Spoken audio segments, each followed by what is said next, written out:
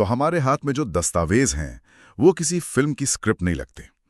ये एक महाग्रंथ जैसी कहानी की बात करते हैं। एक ऐसी कहानी जिसमें किस्मत है, धोखा है और एक ऐसा सवाल है जिसने पूरे देश को सोचने पर मजबूर कर दिया था। बिल्कुल। हम बात कर रहे हैं बाहुबली द बिगिनिंग की दुनिया की, और समझने की कोशिश करेंगे कि ये कहानी इतनी यादगार क्यों बनी। और हमारा मकसद सिर्फ कहानी दोहराना नहीं है, क्योंकि वो तो मतलब हम सब जानते हैं। हाँ, वो तो है। हम इन दस्तावेजों की मदद से ये समझने की कोशिश करेंगे कि कहानी की बुनावट कैसी है, किरदारों के फैसलों के पीछे की सोच क्या थी, और कैसे हर एक सीन, कैसे हर छोटा बड़ा सीन उस एक सवाल की तरफ लेके जा रहा था, कटप्पा ने बाहुबली को क्यों मारा। तो चलिए इस बुनावट को परत दर परत खोलते हैं। बिल्कुल। ठीक है, तो शुरुआत करते हैं कहानी के एकदम पहले सीन से। महिष्मती में जैसे कोई बहुत बड़ी जंग छिड़ी हुई है। अंधेरी रात, तूफान, और एक जख्मी औरत, शिवगामी। हाँ, शिवगामी एक बच्चे को गोद में लिए भाग रही हैं। वो एक बहुत बड़े झरने के पास पहुंचती हैं, सैनिकों को मारती हैं और बच्चे को बचाने के लिए अपनी जान दे देती हैं। और डूबने से पहले वो जो एक उंगली ऊपर उठाकर कहती हैं, मेरे बच्चे को जीना होगा। वो सीन, वो सिर्फ एक ड्रामेटिक एंट्री नहीं है। नहीं, वो कह सकते हैं कहानी का डीएनए है। एक रानी का अपनी जान देकर एक बच्चे को बचाना और उस बच्चे का नदी की लहरों में बहते हुए भी सुरक्षित रहना। हाँ, ये पहली नजर में बता देता है कि ये कोई आम बच्चा नहीं है, ये किस्मत का चुना हुआ बच्चा है। बिल्कुल। और वो जो एक उंगली पानी से बाहर रहती है, वो एक तरह का वादा है, एक वचन है कि ये कहानी अभी खत्म नहीं हुई, बल्कि अभी तो शुरू ही हुई है। हाँ। और फिर उस बच्चे को एक आदिवासी कबीला पालता है, उसका नाम रखते हैं शिवुडू। अब यहाँ एक दिलचस्प बात सामने आती है। उसे एक ऐसी दुनिया में पाला पोसा गया है जिसका महिष्मती से कोई लेना देना नहीं। ये भी याद दिलाता है। अच्छा।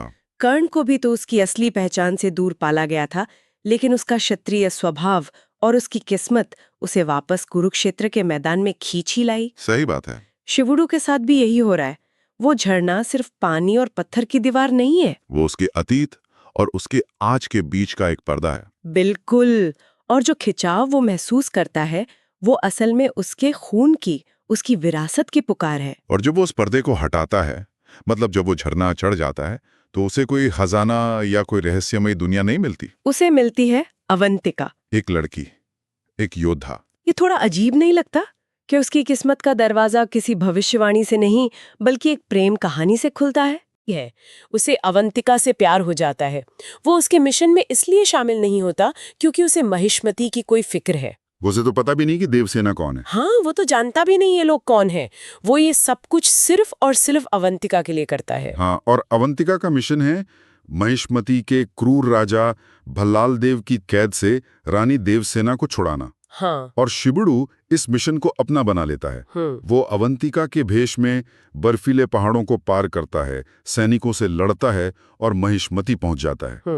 उसे लग रहा है कि वो एक प्रेम कहानी का हीरो है, पर उसे अंदाजा ही नहीं है कि वो असल में अपनी ही कहानी के आखिरी पन्ने की तरफ बढ़ रहा है। बिल्कुल। ये एक तरह से किस्मत का चक्र है ना। उसका प्यार उसे अनजाने में उसके फर्ज की ओर धकेल रहा है। वो अवंतिका का काम पूरा करने निकला है, लेकिन असल में वो अपनी नियति को पूरा करने जा रहा है। और यहीं से कहानी का जो कैनवस है, वो एक छोटे से गांव और एक प्रेम कहानी से बढ़कर एक विशाल साम्राज्य और उसके इतिहास तक फैल जाता है। तो शिवुडू महिष्मती पहुंचता है और वहां उसे भव्यता तो दिखती है, सोने की विशाल मूर्तियां, बड़े बड़े महल, लेकिन साथ ही उसे वहां का अंधेरा भी नजर आता है। भल्लाल देव का अहंकार, उसका जुल्म। और जब वो सालों से जंजीरों में जकड़ी देवसेना को भरी सभा में अपमानित होते देखता है, तो उसके अंदर का योद्धा जाग जाता है। और वो जो सीन है जब वो देवसेना को बचाता है, हाँ, और भल्लाल देव की 100 फुट ऊंची मूर्ति का सर काट देता है। यहाँ जो देखने वाली बात है वो ये है कि वो ये सब एक राजकुमार की हैसियत से नहीं करता। नहीं, बिल्कुल नहीं। उसे नहीं पता कि देवसेना उसकी माँ है। वो बस एक औरत पर हो रहे अन्याय के खिलाफ खड़ा होता है। और यही गुण, न्याय के लिए खड़े होना, चाहे सामने राजा ही क्यों न हो, उसे सीधे सीधे उसके पिता अमरेंद्र बाहुबली से जोड़ता है।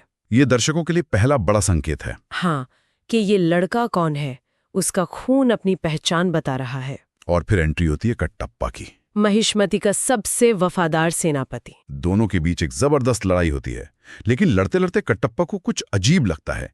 शिवीडू के तलवार चलाने का अंदाज, उसके दाव पेच, वो सब उसे किसी की याद दिलाते हैं। और फिर एक पल आता है जब कटप्पा लड़ना छोड़कर घुटनों के बल बैठ जाता है और कांपती हुई आवाज में कहता है, बाहुबली। ये फिल्म का सबसे बड़ा टर्निंग पॉइंट है, जिसे द रिवील कहते हैं। हाँ, अब तक जो लड़का अपनी पहचान खोज रहा था, उसे और दर्शकों को एक साथ पता चलता है कि वो कोई आम लड़का नहीं, बल्कि महिष्मती का खोया हुआ राजकुमार महेंद्र बाहुबली है।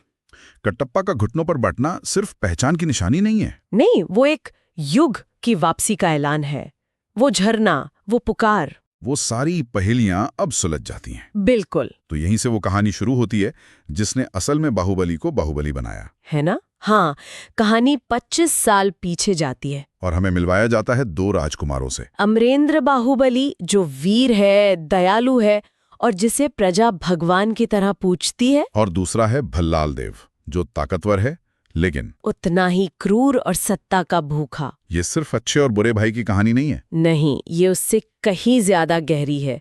ये राजधर्म की दो अलग अलग विचारधाराओं का टकराव है। मतलब अमरेंद्र के लिए राजधर्म का मतलब है प्रजा की सेवा, उनकी रक्षा, जबकि भल्लाल देव के लिए राजधर्म का मतलब है सिर्फ ताकत और नियंत्रण। और रानी शिवगामी दोनों को एक ही तराजू में तौलती हैं और ऐलान करती हैं कि जो प्रजा के लिए बेहतर साबित होगा वही राजा बनेगा। और अमरेंद्र हर परीक्षा में खुद को साबित करता है। हाँ, वो जंग में दुश्मन को मारता भी है तो इंसानियत के साथ, और उसे ही अगला राजा चुन लिया जाता है। और यही उसकी मुलाकात होती है कुंतल प्रदेश की राजकुमारी देवसेना से। देवसेना, जो सिर्फ खूबसूरत नहीं बल्कि निडर है, स्वाभिमानी है और एक बेहतरीन योद्धा भी। अमरेंद्र को उससे प्यार हो जाता है। यहाँ तक तो सब एक परी कथा जैसा लगता है ना? हाँ, लेकिन हर परिकथा में एक विलन तो होता ही है। भल्लाल देव जानता है कि वो मैदान में अमरेंद्र को नहीं हरा सकता, क्योंकि प्रजा का प्यार अमरेंद्र के साथ है।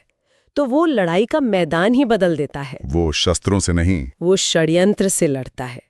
वो अमरेंद्र की ताकत पर नहीं, बल्कि उसकी अच्छाई, उसके रिश्तों और उसके सिद्धांतों पर वार करता है। और उसका सबसे बड़ा हथियार बनती हैं खुद रानी शिवगामी। सही कहा। वो शिवगामी और देवसेना के बीच गलत फहमियां पैदा करता है। देखिए, देवसेना और शिवगामी दोनों ही बहुत मजबूत औरतें हैं। दोनों के अपने सिद्धांत हैं। हाँ, दोनों ही अपनी जगह सही हैं। देवसेना का स्वाभिमान किसी के सामने झुकना नहीं जानता, और शिवगामी का वचन पत्थर की लकीर है। और इन दोनों के टकराव की जमीन भल्लाल देव तैयार करता है। ये इस कहानी का सबसे दुखद हिस्सा है। देवसेना भरी सभा में शिवगामी की न्याय पर सवाल उठाती है, जो शिवगामी के लिए अपने अपमान जैसा है। और गुस्से में शिवगामी देवसेना को बंदी बनाने का हुक्म देती हैं। अब अमरेंद्र एक मुश्किल में फंस जाता है। एक तरफ उसकी माँ और रानी का आदेश, जिसका पालन करना उसका राजधर्म है, और दूसरी तरफ उसकी पत्नी का सम्मान है, जिसकी रक्षा करना उसका पति धर्म है। और वो अपनी पत्नी को चुनता है। हाँ, वो अपनी माँ के फैसले के खिलाफ तलवार उठा लेता है। बस भल्लाल देव को इसी पल का इंतजार था। अमरेंद्र पर राजद्रोह का आरोप लगता है और उसे देश निकाला दे दिया जाता है। मुझे हमेशा लगता है कि ये कहानी की सबसे बड़ी त्रासदी है। यहाँ कोई भी पूरी तरह गलत नहीं है, सिवाय भल्लाल देव के। आप बिल्कुल सही कह रहे हैं। शिवगामी अपने वचन और राज सिंहासन के नियमों से बंधी है। देवसेना अपने सम्मान और सच से बंधी है। अमरेंद्र अपने धर्म से बंधा है। और कटप्पा, वो सिंहासन के प्रति अपनी शपथ से बंधा है। हाँ, भल्लाल देव इन सब के धर्म, सम्मान और वचन का ही इस्तेमाल करके एक ऐसा जाल बुनता है जिसमें सब फंस जाते हैं। वो सिस्टम को तोड़ता नहीं है, वो सिस्टम का ही इस्तेमाल करके सबको तबाह कर देता है। बिल्कुल, ये उसकी सबसे बड़ी जीत थी। और इसी जाल का नतीजा हमें कहानी के उस मोड़ पर ले आता है जो शायद भारतीय सिनेमा के इतिहास का सबसे बड़ा सस्पेंस बन गया। हाँ, कहानी वापस आज के समय में आती है। शिवुडू यानी महेंद्र बाहुबली कटप्पा से पूछता है कि उसके महान पिता को किसने मारा, और कटप्पा, जो वफादारी और सम्मान का प्रतीक है, रोते हुए कहता है, उसे मारने वाला मैं ही हूँ। ये क्लिफ हैंगर इतना असरदार इसलिए है क्योंकि ये उम्मीद के बिल्कुल परे है। हाँ, किसी ने सोचा भी नहीं था। पूरी कहानी में कटप्पा को एक पिता समान, एक रक्षक के तौर पर दिखाया गया है। उसका हत्यारा निकलना एक ऐसा झटका है जो दिमाग को सुन्न कर देता है। ये दर्शकों को एक ऐसी पहेली में छोड़ देता है जिसका कोई सिरा नजर नहीं आता। सही कहा। सवाल ये नहीं रह जाता कि किसने मारा, क्योंकि वो तो सामने दिख रहा है। सवाल बन जाता है क्यों मारा। क्यों? ऐसा क्या हुआ होगा कि जिस कटप्पा ने अमरेंद्र को गोद में खिलाया, उसे लड़ना सिखाया, जो उसे अपने बेटे से भी ज्यादा मानता था, उसी ने उसकी पीठ में तलवार घोंप दी। हाँ। और यहीं पर धर्म और कर्तव्य का सवाल सबसे बड़ा हो जाता है। क्या मतलब? कटप्पा ने अमरेंद्र को नहीं मारा, एक दास ने अपने राजा के हुक्म का पालन किया। उसकी वफादारी किसी व्यक्ति के लिए नहीं थी, बल्कि महिष्मति के सिंहासन के लिए थी। हाँ, क्या कोई कर्तव्य, कोई शपथ इतनी बड़ी हो सकती है कि वो सही और गलत के फर्क को ही मिटा दे? कहानी इसी सवाल पर खत्म होती है। और यही सवाल इसे एक साधारण फिल्म से उठाकर एक महाकाव्य की श्रेणी में रख देता है।